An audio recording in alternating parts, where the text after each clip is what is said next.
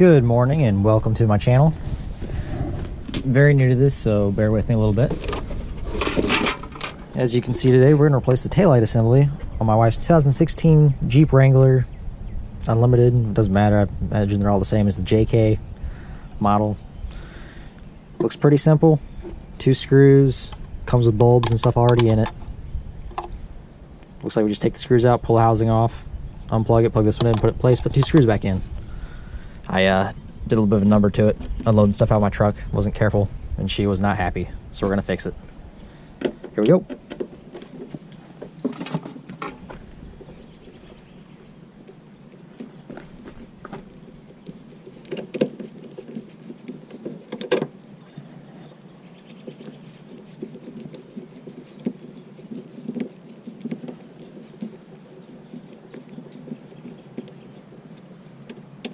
It's a really long Phillips head screws.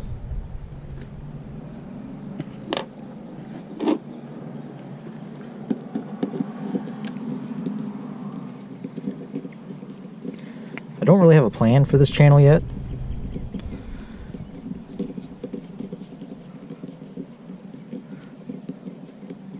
I just kind of figured I'd get the camera out once in a while since I have it, record stuff once in a while, and see what you guys think. And maybe you can comment stuff to help me learn so I can better myself. That would be fantastic.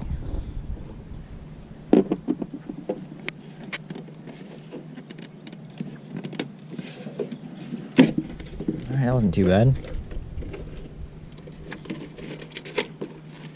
A little dirty in there.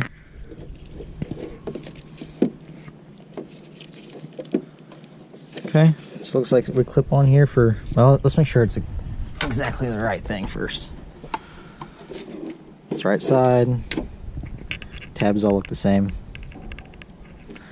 The factory and this aftermarket one are a little bit different on their plugs here, but I think they'll be okay. They both have gaskets. They both look like they're pretty sealed up. These are really cheap, by the way. A lot of aftermarket Jeep stuff is, if you guys haven't realized that already. So there's so many options for things, but we're going to go with the factory style. Just a cheaper aftermarket. You can find these on Amazon or eBay or even Marketplace. When I first broke it, I was looking for a used set on Marketplace. I figured that would be the best route. But the used ones were just as much as mine brand new, even though it's an aftermarket. I think it'll be fine. We'll see. Try to get this off here without breaking this clip.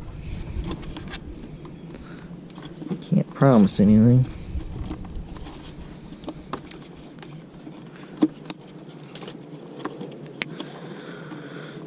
I've got tools for these somewhere, but I'm not sure exactly where I put them last time.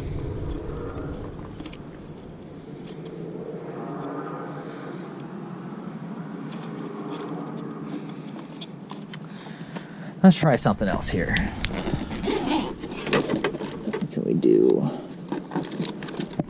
Got some side cutters, so you can slip those in there behind there and pry it out without breaking it.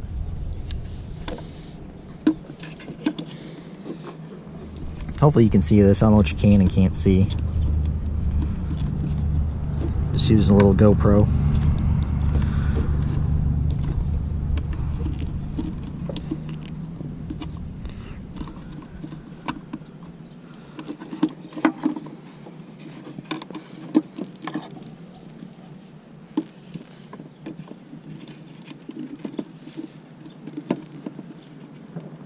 Do I even need to take that off?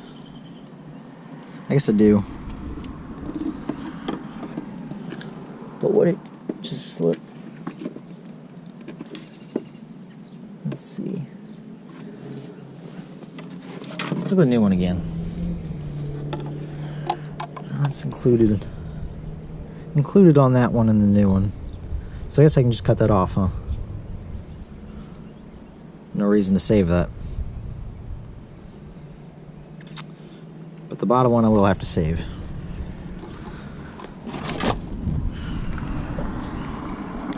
I'll use the top one for practice. What do you say?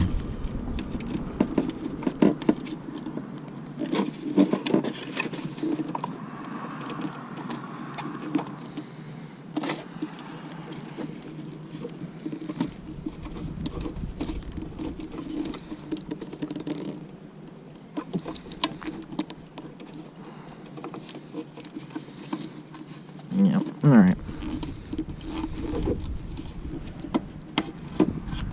Probably lasted longer than you expected to before I went and did that.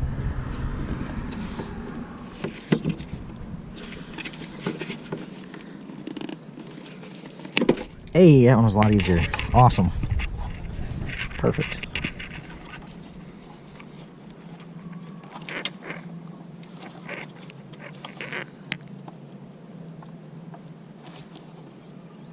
Looks like I just need to press that tab down. That should let that pull apart. Just like that. This little tab right here. Turn it this way, you can see what it does when I press it down. Maybe you can see that.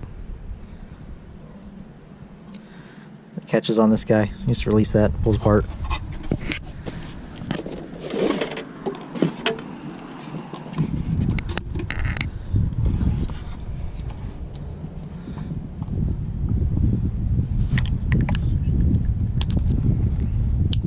Just snaps back in.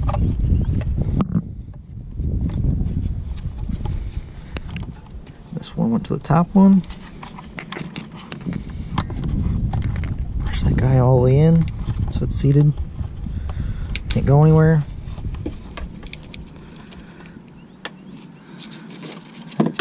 Then just do the same with the bottom one. Feels good.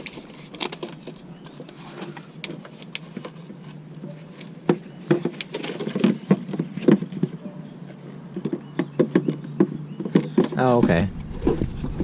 You see here it's got these tabs on this side. So I'm guessing I gotta kinda push it in on the, hold it to the right and slide it to the left as it gets in place. And it holds it in. Just put the screws back in, we're done.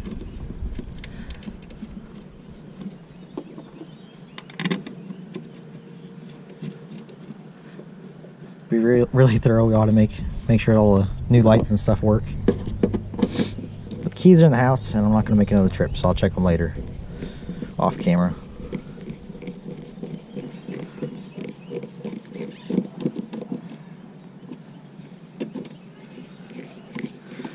I would imagine the other side is the exact same process. But something I just realized. I'm going to say a lot of the aftermarket light covers and stuff you get probably just attached straight to the light housing. Makes them about useless for any type of protection. But I guess if people like the way they look, they like the way they look. More power to them. Alright, we're done here. Thanks for watching. See you next time.